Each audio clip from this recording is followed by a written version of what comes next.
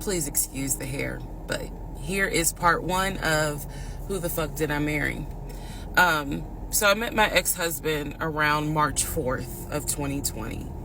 We met on Facebook dating site, and we also matched on Hinge.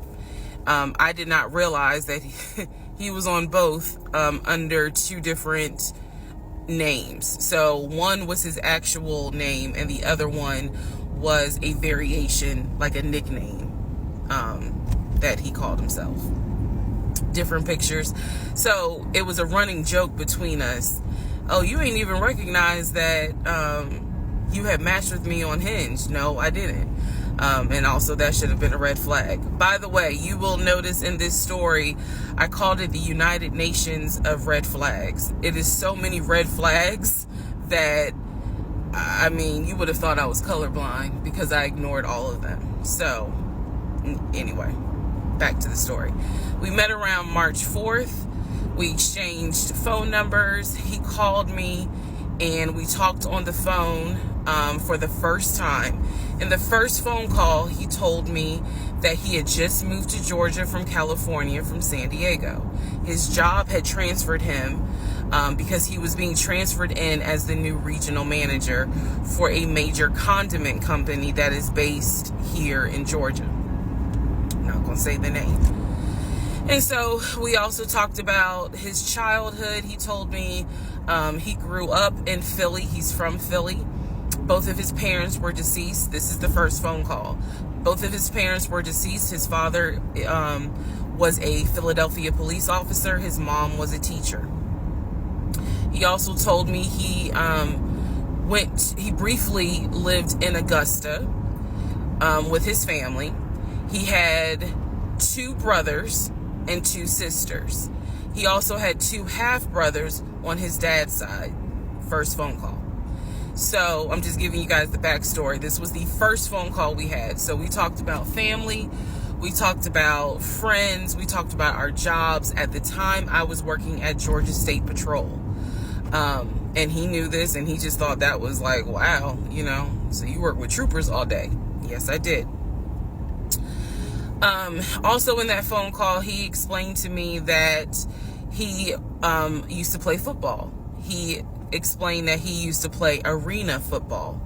I know nothing about arena football.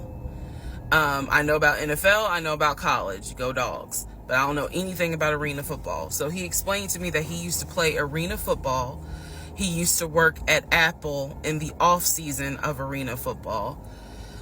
And I remember thinking on that phone call, oh, okay, good for you. I don't know anything about arena football. And I believe I did tell him that. I don't know anything about arena football. That'll come into play later on. So he told me, I just moved here. My job is paying for my housing and they're helping me to look for a house. He was like, right now I'm in Gwinnett County, but I'm trying to look for a house ideally in Atlanta, like Brookhaven, Sandy Springs. He was like, I really would like to move out there. And so I thought, that's great. You're looking to get a house. You just moved here. He was like, I don't really know too many people here because I spend all my time at work and, this job is really demanding. So that was our first phone call. We talked more. He talked a lot, which took me by surprise because I'm not really used to men talking more than me. He eventually asked me out on a date. Our first date was set for Saturday, March 7th, 2020. He asked me what was my favorite restaurant. I said Cheesecake Factory. And so we agreed to go out at the Cheesecake Factory in a location that was in between. I lived in Clayton County at the time. He lived in Gwinnett County. I realized that if you don't know anything about Metro Atlanta, that makes no sense. But basically, we lived about 45 minutes apart. So we agreed to meet at the Cheesecake Factory over at Perimeter Mall, which is in an area, Sandy Springs, Dunwoody area. I was excited. Like, I called my friends and was like, I got a date, you know, blah, blah, blah. We'll see how it goes. First conversation was good. Hopefully he looks like his pictures, because, you know, that's always an issue with online dating. Hopefully he looks like his pictures. So on my way to our date, I took 285, and literally right before I got to Boulder Crest, the exit for Boulder Crest, I heard a boom, and I lost control of my car. Thank God that well, not thank God, but I knew what to do. So I did not crash, but my tire blew out. So I called him and I said, hey, I'm so sorry, but my tire just blew on 285. I'm slowly making my way off the exit. I believe I pulled into a Chevron gas station, and I said, you know, I got to get this fixed. I don't know what to do. Like, I'm a damsel in distress kind of thing. He kind of paused. He got quiet, and he was like, you know, tell me exactly where you are. Drop your pin. So I dropped the pin, and he came to the gas station. Came to the gas station, got out the car, and I was so relieved that he actually looked like his pictures, that I was like, oh my God, he's actually attractive, because he's like 6'4", 6'5". Oh, also, man, I apologize. So let me go back to the first conversation. Let me add something. He did tell me in the first phone call that he was divorced, and that his ex-wife, she had 2 children, a boy and a girl, who were teenagers, young adults. I think the girl was about 20. And he said that he had a very close relationship with his stepkids. But that he and his ex-wife had divorced because she cheated on him out in California. And so coming to Georgia was a new beginning for him. She was still out in California. The kids were still out in California. And so, you know, he was like, I can't stand her, but I still want to be in the kids' lives. I have to put that in there because that will come back later.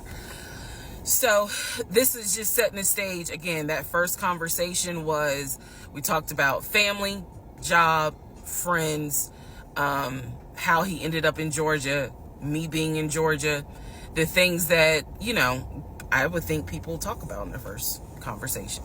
All right, now back to the tire blew out. So he shows up to the gas station. He changes my tire, which I just thought was the sexiest thing in the world. And then he proceeds to say, hey, I found a tire place around the corner. You need to get another tire. Like, you can't drive on this donut. So he followed me to the tire place, and then helped me get a tire, paid for it. So I was definitely like, wow. And so the vibe was good. So anyway, I get the tire fixed. We follow each other to the Cheesecake Factory over in Perimeter.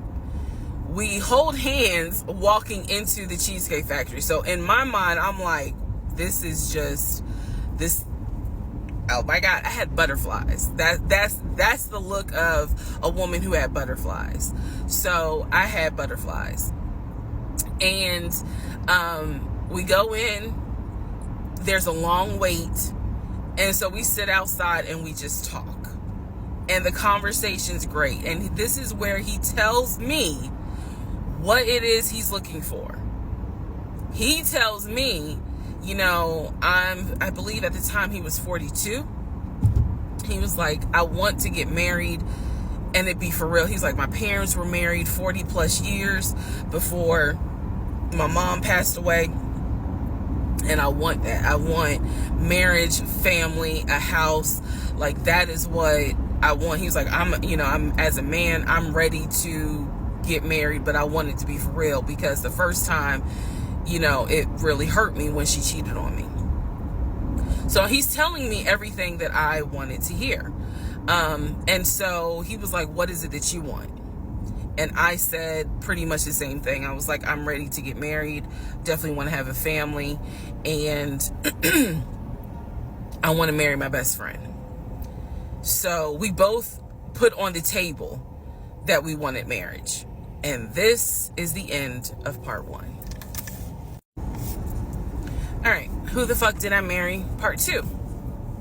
So we both put on the table what it is that we wanted. We both had established we were dating for marriage. We were not dating just to date. We were not trying to be friends with benefits and none of that. So the dinner at Cheesecake Factory went really well. We laughed, we joked, we talked about people, which is kind of up my alley, my sense of humor. It was a good vibe.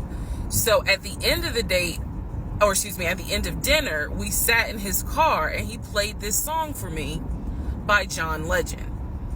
I don't know the name of the song. By the time this video posts, I will put the name at the bottom. I can't remember the song. I just remember that John Legend was talking about, I think I met my wife tonight. And I thought it was a sign. So I was like, oh my God. So anyway, we ended up sitting in the car talking just about life and experiences until about midnight. So during this conversation, he again is telling me how it was, what it was like living in California, how he went out there, he went to San Diego State, he played football for San Diego State. He talked about how, he loved it out there, so he stayed. That's when he joined the company.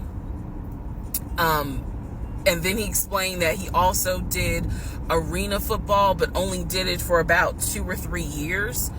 He claims that while he was doing arena football, the team that he was on won a championship. But again, keep in mind, I don't know anything about arena football. So I was like, okay, I didn't know that they had championships. And he was like, he got a little offended, like, yeah, they got championships. And, he was on that team. So he talked to me about how he worked at Apple. He worked something in the IT area of Apple, but it within the store.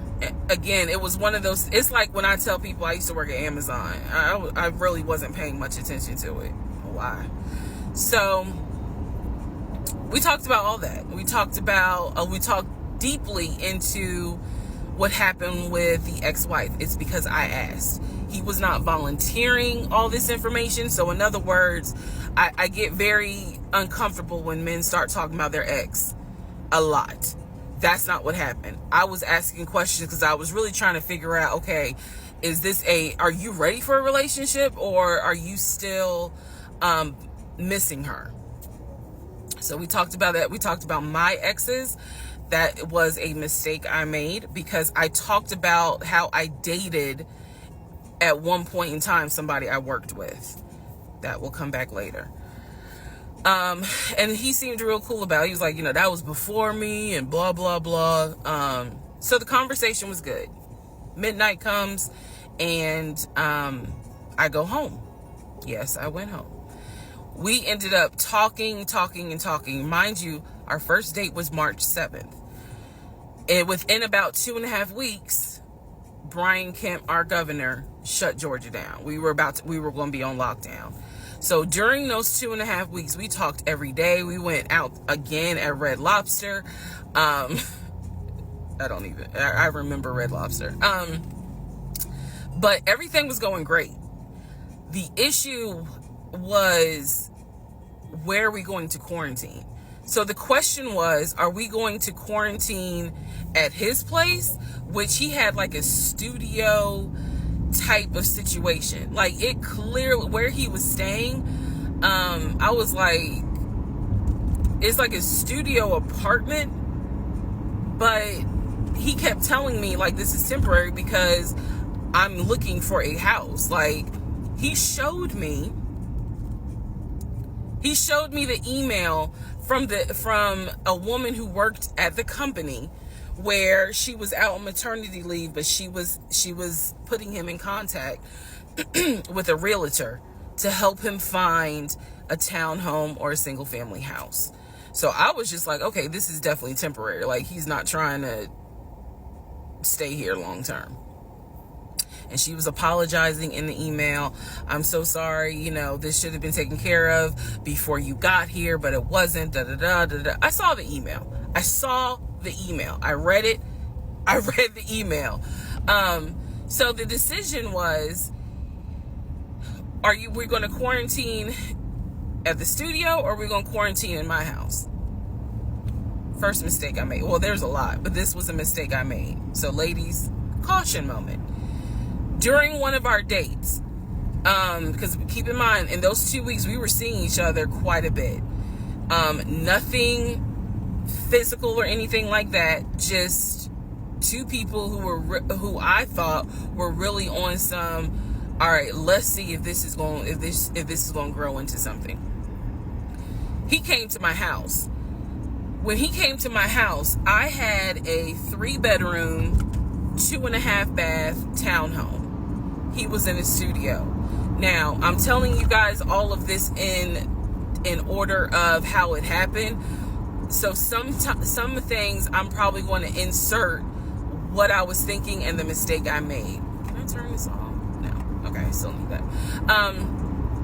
And I say that to say that I did not realize inviting him to my home probably made his eyes go, oh shit, she's a keeper. She got this 3-bedroom, 2.5 bath townhouse, and I'm in like a little studio. Yeah, let me go ahead and pursue this. What I need to do to quarantine here. The decision was made, quarantine at my house. So the state went on lockdown. He came and stayed with me in my home, and for the most part, in the initial beginning, it was fine. It was fine. The reason why I hesitate is because I grew up in the church. So for me, it was really like an internal struggle of, bruh, you always said you would never live with a guy unless he was your husband.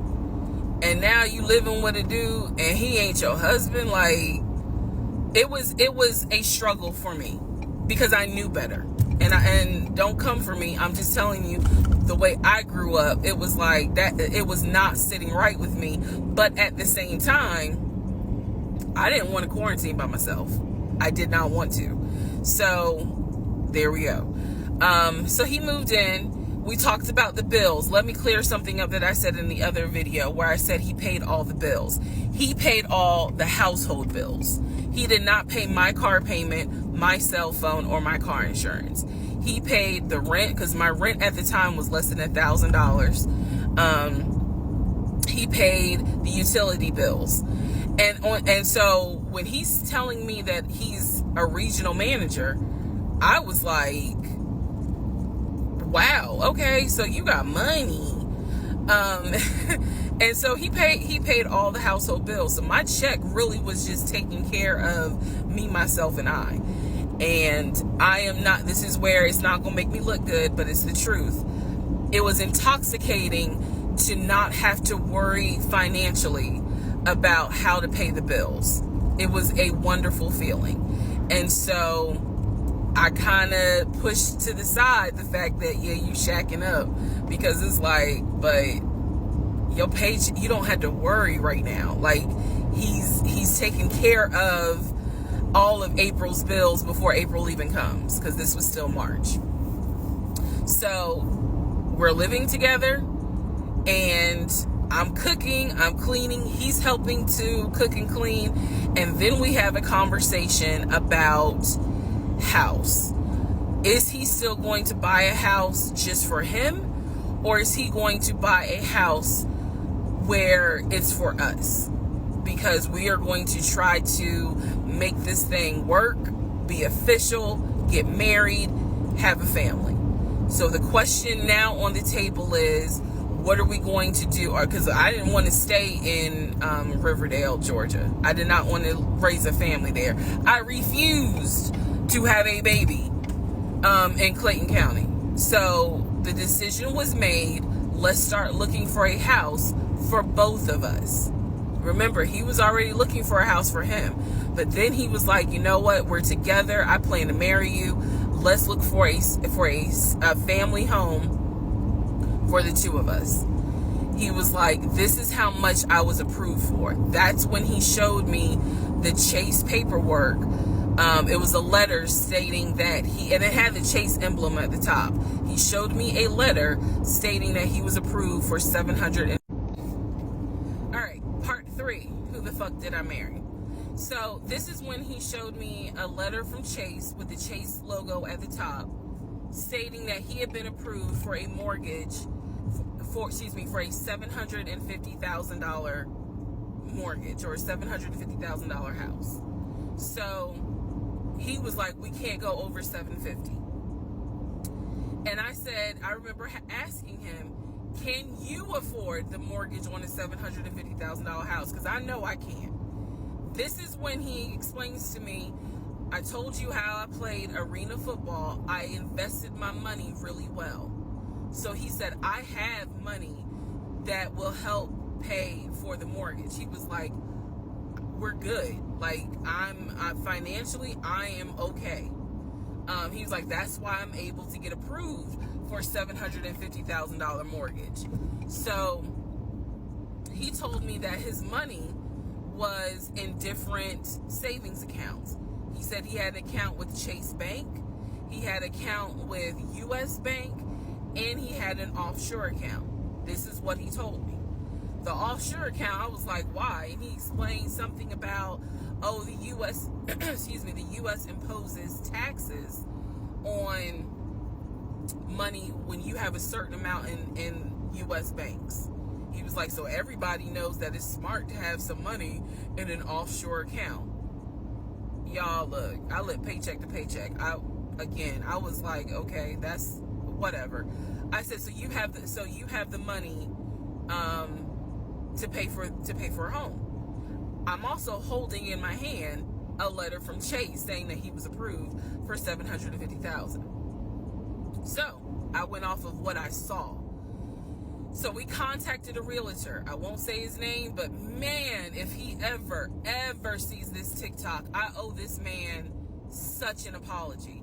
But we contacted a realtor who was based in Cobb County, because I was very adamant I wanted to move back to Marietta, Smyrna area in Cobb County, Georgia. He was fine with that. His whole attitude was, you're going to be my wife, happy life. So we met a realtor. I would find houses that I wanted to tour. Keep in mind that this was COVID. So at the time, we could not tour a home. It would have to be a virtual tour. So this particular realtor, we found a house in Douglasville, Georgia. Not Cobb County, but nevertheless it's in Douglasville. I was fine with Douglasville. So we found a house in Douglasville, Georgia. The realtor did a FaceTime tour of the house. The house was a nice home. 5 bedrooms, 4 baths. So we did a FaceTime tour of the home, and the home was listed, I believe, roughly 400 and something thousand. I really like the house. I could see myself living there. I could see us living there. I could see us with the kid there. This is now April, just for timeline purposes. This is April. So he really liked the house. He was like, you know what, we'll put an offer in on the house. He was like, if you like it, because again, it was COVID, we weren't going to be able to see the house in person because the family still lived there. So he said, I'll put an offer in. We'll see if it's accepted. I said, okay. So he puts an offer in. He's telling me he put an offer in. I need to clarify some things he told me and the things that I actually saw. So for this house in Douglasville, he told me he was putting an offer in. The realtor would call me, because one thing that the realtor told us, he was like, if the woman likes the house, typically the house is going to get bought. So he kind of dealt with me a bit more than he did my ex-husband. And again, this is April 2020. This is before we got married. So at the time, he was my boyfriend. So the realtor was calling me and it was like, hey, I put the offer in, And what they're asking for is proof of funds. And I did not know anything at this time about buying a house. So I was like, hey, you probably need to talk to him, because I'm not even listed on the mortgage. Like, from the paperwork I saw, it was only in his name. So he called him. I guess they talked. I was not there, but I'm assuming that they had talked. So the boyfriend is coming, my ex is coming home saying, yeah, I talked to so-and-so. I sent him over the paperwork. The offer was approved, and they are going to try to do a virtual closing. First, we got to do an inspection. If the inspection goes all well, then we have to do a virtual closing. He also told me that he put down earnest money on the home. He put down, I believe, $5,000. He said, I just transferred the money over to the realtor's account or whatever, so that it could be earnest money for the house. So I'm just like, okay, great. He was like, so realistically, this is April. We should be able to get in that house by June. Okay, no problem. So this is what he told me. About 3 or 4 days later, I get a phone call from the realtor, and the realtor is like, hey, I'm just checking to see what you guys want to do about that house. So I was confused. I'm at work, and I said, oh, I was told that he put an offer in. And the realtor was like, he did? I didn't know that he put an offer in. And I said, well, why wouldn't you know? Like, he told me he put the offer in, and he had paid earnest money, $5,000 earnest money. And so the realtor was like, well, let me call him and find out what's going on with that, because I didn't know anything about it. So red flag, of course. So I call him, and he in true narcissistic nature, he flips the script, and he like goes off. He's like cussing, going off, like he shouldn't, excuse me, I have the hiccups. He shouldn't be calling you. If he has a question, he should call me, because I'm the one that's on a mortgage. He was like, and now it's going to be an issue. And I said, well, did you put the offer in with him or not? And he said, no, I did not put the offer in with him. I put the offer in with a friend of mine who is a realtor, so I can give him the business. So I did not hear from that realtor again. So I was just like, is the house under contract or is it not? He was like, yes, the house is under contract. This is how crazy things work out. About 3 days later, on realtor.com, I'm looking at the house because I was trying to figure out in my mind how I'm gonna decorate. It shows the house is under contract. So, showed my boyfriend. My boyfriend's like, I told you it was under contract. He was like, I did you not believe me? And I ain't had the heart to say, hell no, I didn't believe you. Like, it seemed too good to be true. But once I saw the house was under contract, I absolutely believe that, okay, it's under contract with him. Like, yeah, we're about to do inspection. We are about to move. And so we had driven by the house because, again, keep in mind, a family's still living there. So we had driven by the house. At this point, he was like, I want us to start looking for furniture so that way we can go ahead and order it. So when it's time to move, the furniture is ready, because it takes like 6 to 8 weeks sometimes for furniture to be delivered if they don't have it in stock. Like, he was very methodical and planning and saying, this is what we need to do. So we started going to Home Depot, Lowe's, because we had a printout of what the sellers were going to take. They were going to take the appliances. He had a printout. Let me be clear. He had a printout. So it said on there that they were going to take the appliances.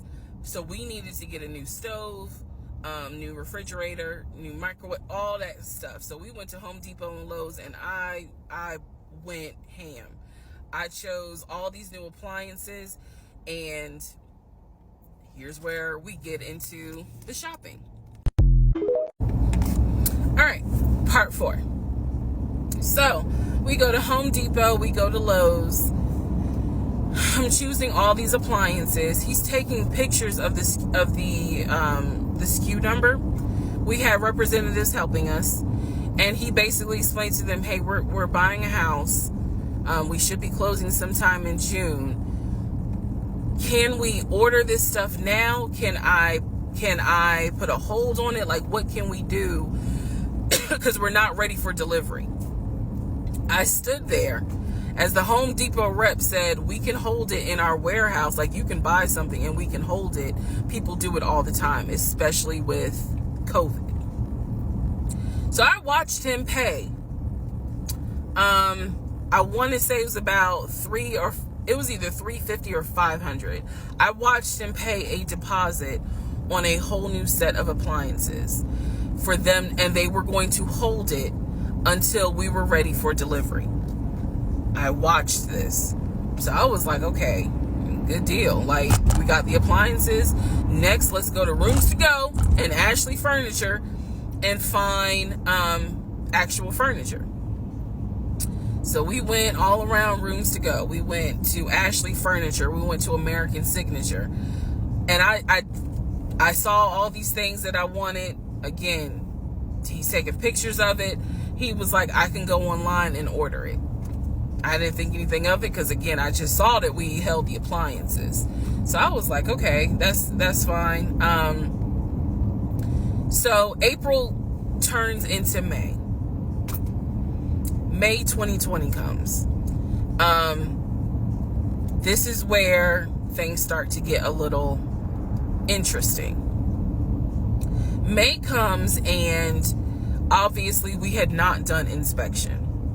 And I'm asking him all the time, what's the deal with the house? He was like, oh, because of COVID, they're trying to get someone to do the inspection.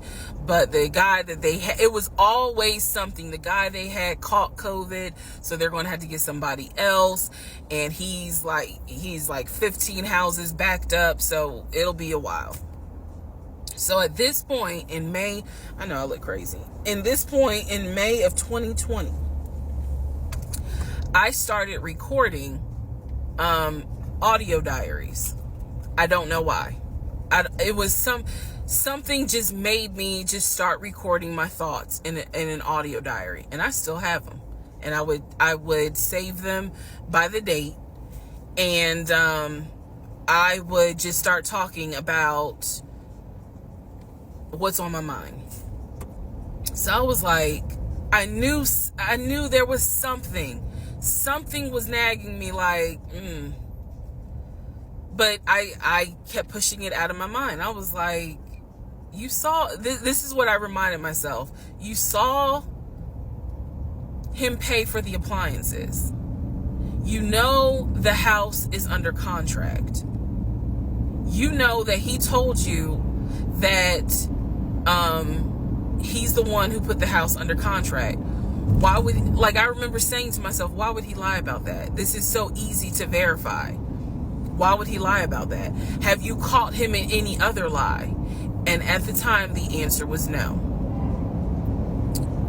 So I really was like, maybe you just aren't used to a guy who actually does what he's supposed to do. Like, I was questioning myself and then answering my own questions. So inspection didn't happen. Around mid-May, I found out I was pregnant. May 2020. When I found out I was pregnant, he was ecstatic, and I was like, oh shit. The reason why I was oh shit is because, number one, I'm plus size. Number two, because of my age, I felt like it was probably going to be a high-risk pregnancy. And I wasn't married.